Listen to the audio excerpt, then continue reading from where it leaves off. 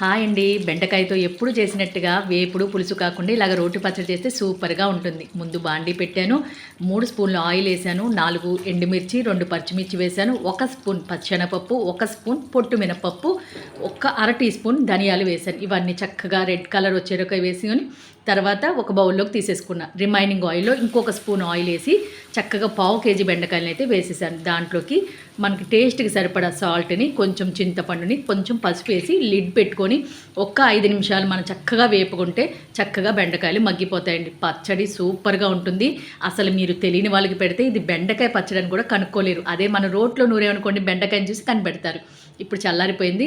Mixie జార్‌లో వెల్లుల్లిపాయ, జీలకర్ర, ఇందాక వేపుకున్నటువంటి ఎండుమిర్చి, బెండకాయలు అన్నీ ఏసి ఇలాగ కచ్చా పచ్చాగా చక్కగా మనం పేస్ట్ చేసుకుంటే పచ్చడి సూపర్‌గా ఉంటుందండి. వేడి వేడి అన్నంలో కలుపుకుంటే చాలా అంటే చాలా టేస్టీగా ఉంటుంది. ఒకసారి ట్రై చేయండి అందరూ కూడా.